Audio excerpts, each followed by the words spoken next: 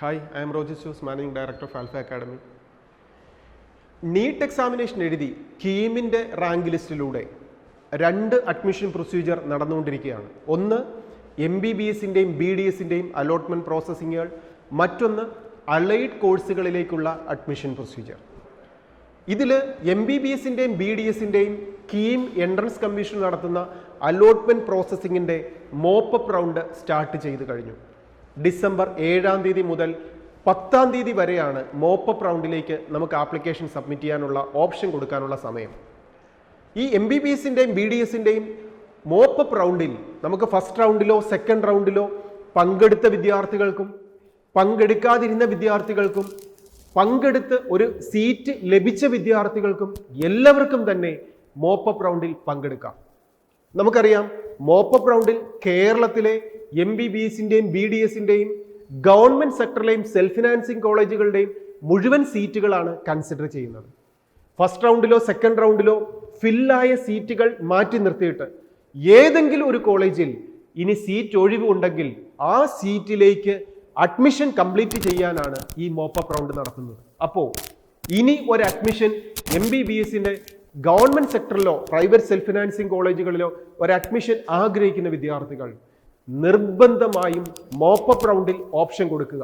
അതിന് നാം first റൗണ്ടിലോ second റൗണ്ടിലോ പങ്കെടുത്തോ ഇല്ലയോ എന്നുള്ളത് ഇവിടെ ഒരു ഫാക്ടറി അല്ല.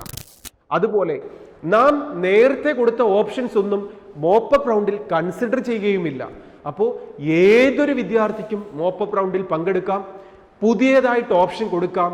പക്ഷേ സീറ്റ് ഒഴിവുകളുള്ള സീറ്റുകളിലേക്ക് മാത്രമായിരിക്കും നമ്മെ കൺസിഡർ ചെയ്യുക.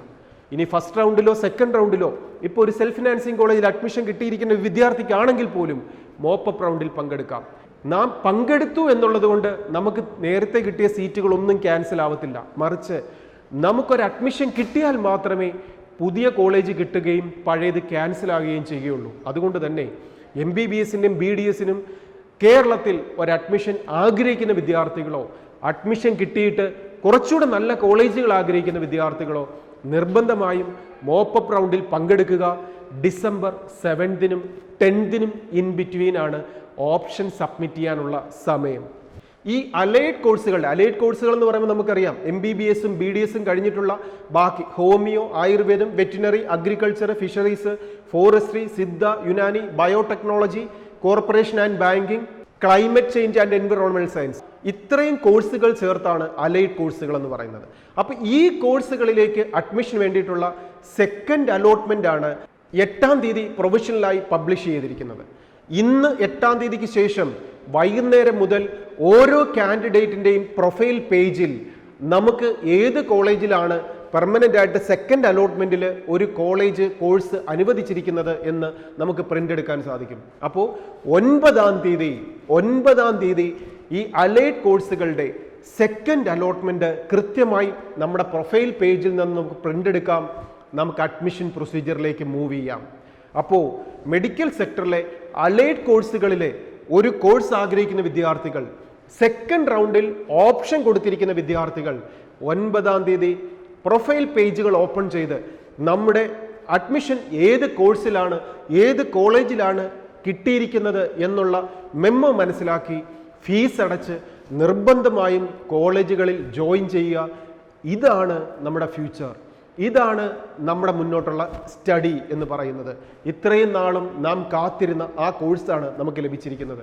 ഇനി ഈ സെക്കൻഡ് റൗണ്ടിൽ നമുക്ക് ഇഷ്ടപ്പെട്ട ഒരു കോളേജോ കോഴ്സോ അല്ല ലഭിച്ചിരിക്കുന്നതെങ്കിൽ ചേരാതിരിക്കാം. അതിനുശേഷം നമുക്ക് മോപ്പപ്പ് റൗണ്ടിൽ പങ്കെടുക്കാം. പക്ഷേ ഇനിയുള്ള സമയമൊക്കെ റിസ്ക് ഉള്ളതാണ്. അതുകൊണ്ട് തന്നെ നാം കഴിവതും നമുക്ക് അർഹതപ്പെട്ട ഒരു കോളേജോ കോഴ്സോ ലഭിച്ചാൽ അഡ്മിഷൻ എടുക്കുന്നത് തന്നെയാണ് ഏറ്റവും നല്ല കാര്യം. ഇതുപോലെ ഓപ്ഷൻ കൊടുക്കുന്ന കാര്യങ്ങളിൽ, അഡ്മിഷൻ പ്രൊസീജിയറിൽ എന്തെങ്കിലും സംശയങ്ങളുണ്ടെങ്കിൽ ആൽഫയുടെ ക്യാമ്പസിലേക്ക് വിളിക്കാം. അത് ഓൾ ഇന്ത്യ കൗൺസിലിംഗ് ആവട്ടെ, KEAMന്റെ MBBSന്റെയും BDSന്റെയും കൗൺസിലിംഗ് പ്രൊസീജിയർ ആവട്ടെ, അലൈഡ് കോഴ്സുകളുടെ ആവട്ടെ, ഈ സമയത്തൊക്കെ നിങ്ങളെ ഹെൽപ്പ് ചെയ്യാൻ ആൽഫയിലെ എക്സ്പേർട്ട് ടീം നിങ്ങളോടൊപ്പമുണ്ട്. നിങ്ങൾക്ക് വിളിക്കാം, നേരിട്ട് വരാം. ഇതിനോടൊപ്പം ഈ പ്രോസസ്സിങ്ങിലൂടെ, ഈ അഡ്മിഷൻ പ്രൊസീജിയറിലൂടെ ഒരു കോഴ്സ് ലഭിക്കാത്ത വിദ്യാർത്ഥികൾ നിങ്ങൾ നിരാശപ്പെടേണ്ട. 2023 എക്സാമിനേഷൻ പടിവാതിൽക്കൽ എത്തിക്കഴിഞ്ഞു. നാം ഒന്ന് നന്നായി പഠിച്ചാൽ, സിസ്റ്റമാറ്റിക്കായിട്ട് അപ്രോച്ച് ചെയ്താൽ ഇതൊക്കെ നമുക്ക് നേടാവുന്നതേ ഉള്ളൂ. അതുകൊണ്ട് നിങ്ങളെ വിജയിപ്പിക്കാൻ, നിങ്ങളെ റിപ്പീറ്റർ ബാച്ചിലൂടെയോ ക്രാഷ് കോഴ്സിലൂടെയോ വിജയത്തിലെത്തിക്കാൻ, ഏറ്റവും സിസ്റ്റമാറ്റിക്കായി പഠിപ്പിച്ച് വിജയിപ്പിക്കാൻ ആൽഫ അക്കാഡമി നിങ്ങളോടൊപ്പമുണ്ട്. വിവിധ കോഴ്സുകൾക്കായി റിപ്പീറ്റർ ബാച്ചിൻ്റെയോ ലോങ് ടൈം കോച്ചിങ്ങിൻ്റെയോ ക്രാഷ് കോഴ്സിൻ്റെയോ ഇൻറ്റൻസീവ് ട്രെയിനിങ്ങിലൂടെ ഹൗ ടു സ്റ്റഡി എന്നുള്ള മെത്തേഡ്സ് മനസ്സിലാക്കിക്കൊണ്ട് വിജയിക്കാൻ വേണ്ട വിദ്യാർത്ഥികളായി മാറ്റപ്പെടുവാൻ നിങ്ങളെ ആൽഫയുടെ ക്യാമ്പസിലേക്ക് ഇൻവൈറ്റ് ചെയ്യുന്നു. ഏവർക്കും ഏറ്റവും നല്ല വിജയം നേടാൻ സാധിക്കട്ടെ എന്ന് ആശംസിക്കുന്നു. Best wishes.